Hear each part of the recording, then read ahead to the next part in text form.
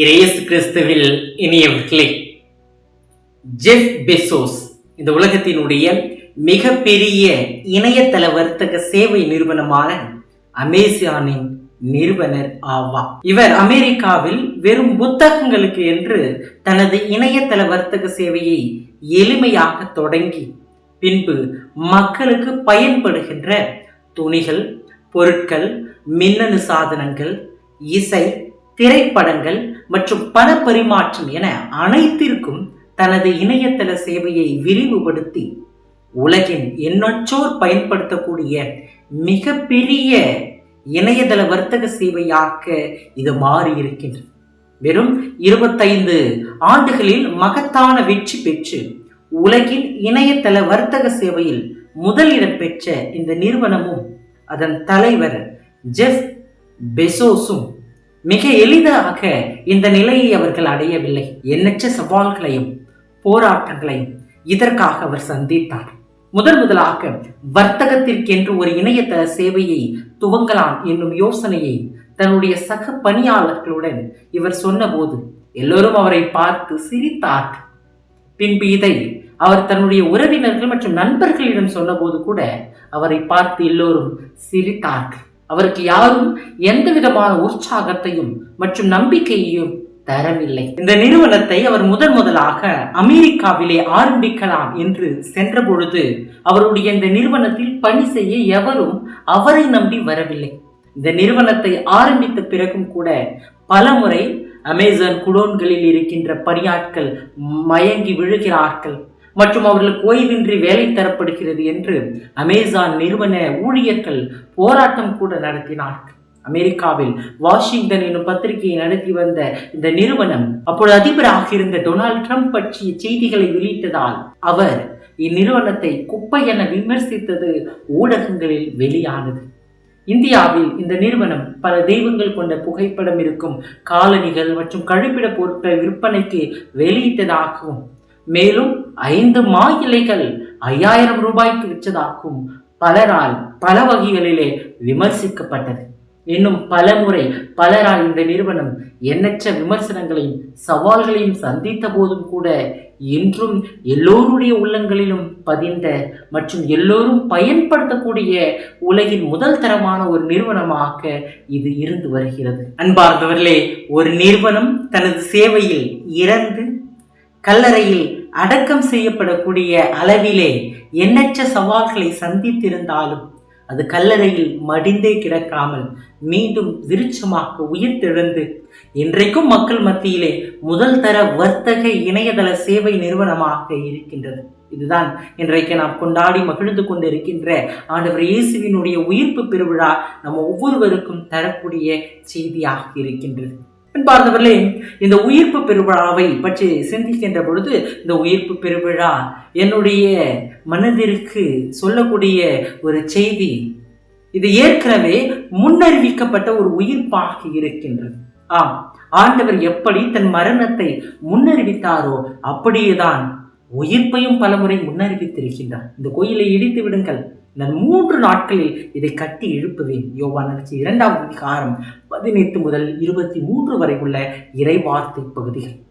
மறைநூல் அறிஞர்கள் அடையாளம் கேட்கின்ற பொழுது யோனாவை குறிப்பிட்டு அவர் 3 பகலும் 3 இரவும் ஒரு பெரிய மீனின் வயிற்றில் இருந்தார். அவ்வாறே மானிட மகனும் தன் உயிர்ப்பை அடையாளப்படுத்துகிறார். மேலும் எப்பொழுதெல்லாம் தன் பாடுகளையும் மரணத்தையும் பற்றி பேசினாரோ அப்பொழுதெல்லாம் தன் உயிர்ப்பை பற்றியும் முத்தாய்ப்பாக்க குறிப்பிடுகின்றார். மார்க் நற்செய்தி 8ஆவது அதிகாரம் 31வது வசனம், 9ஆவது அதிகாரம் 31வது வசனம், 10ஆவது அதிகாரம் 34வது இறைவசனம். தன் இறுதி பாஸ்கா உணவின் போது கூட நான் உயிருடன் எழுப்பப்பட்ட பிறகு உங்களுக்கு முன்பே கலிலேயாவுக்கு போவேன் என்று இறுதியாக அவர் நினைவூட்டுகின்றார். ஆக நாம் கொண்டாடி கொண்டிருக்கின்ற இந்த உயிர்ப்பு பெருவிழா ஏற்கனவே முன்னறிவிக்கப்பட்ட ஒரு உயிர்ப்பாக இருக்கின்றது. இரண்டாவதாக இது ஒரு அனுபவமாகின்ற ஒரு உயிர்ப்பு. உண்மையான நற்செய்தி அறிவிப்பு அல்லது கிறிஸ்தவ வாழ்வு என்பது கிறிஸ்துவுக்கு நடந்ததை தியானிப்பதும் மற்றும் அதில் பங்கெடுப்பது மட்டுமல்லாது அவருடைய உயிர்ப்பையும் நமது வாழ்க்கையிலே வாழ்ந்து காட்டுவதாகும். இயேசுவினுடைய பாடுகள், இறப்பு மற்றும் உயிர்ப்பு நமது வாழ்வின் அனுபவமாக மாற வேண்டும். அதனால் தான் இதை அனுபவமாக கூடிய ஒரு உயிர்ப்பாக மாற வேண்டும் என்று நான் சொன்னேன். அதுதான் சாட்சிய வாழ்வுக்கு நம்மை அழைத்து செல்லும். கிறிஸ்தவத்தை அழித்தொழிக்க வாளோடு புறப்பட்ட சவுல் ஆண்டவருடைய உயிர்ப்பு அனுபவத்தின் வழியாக திருச்சபையை கட்டியெழுப்பும் மகத்தான பணியை செய்தார்.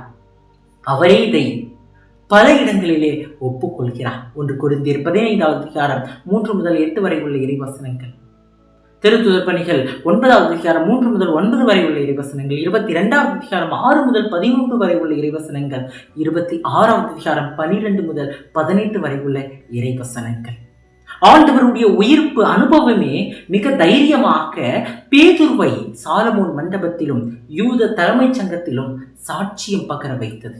திருத்துதர் பணிகள் 3வது அதிகாரம் 15வது வசனம். ஆக ஈஸ்டர் பெருவிழா கிறிஸ்தவர்களாகிய நம்ம ஒவ்வொருவருக்கும் இறை அனுபவத்தினுடைய படிக்கட்டாக இருக்கின்றது. வாசகர்களே, இயேசு சிலுவையில் இறந்து கல்லறையில் அடக்கம் செய்யப்பட்டாலும் மீண்டுமாக கல்லறையை பிளந்து விருட்சமாக உயிர்த்தெழுந்தார்.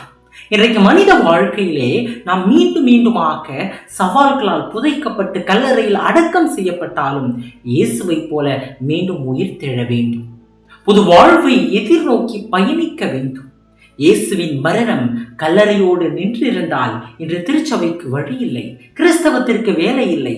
அவருடைய உயிர்ப்பில் தான் நம் விசுவாசம் நங்கூரமிடப்பட்டிருக்கின்றது. திருச்சபை பிறந்திருக்கிறது, கிறிஸ்தவம் தழைத்திருக்கின்றது.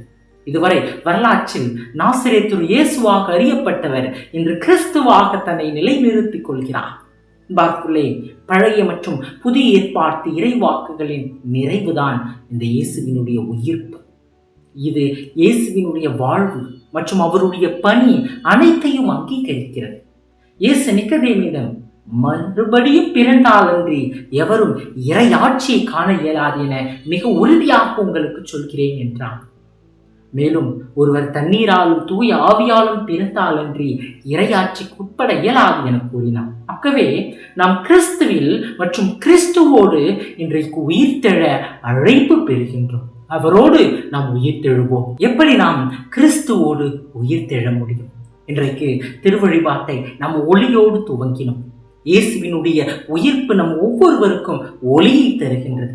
பாவம் என்னும் இருளாக மறைந்து கிடக்கும் நம் வாழ்வு இயேசுவின் உயிர்ப்பு என்னும் ஒளியை பெற வேண்டும். முதல் மனிதன் செய்த பாவத்தால் எழுந்த இருளானது இயேசுவினுடைய இறப்பு மற்றும் உயிர்ப்பில் ஒளியாக ஒவ்வொருவருக்கும் தரப்படும். எகிப்திலே அடிமையாக இருளான வாழ்விலே மூழ்கி கிடந்த மக்களின் வாழ்வில் ஒளியானது ஏற்றப்படுகிறது, அதாவது விடுதலை தரப்படுகிறது.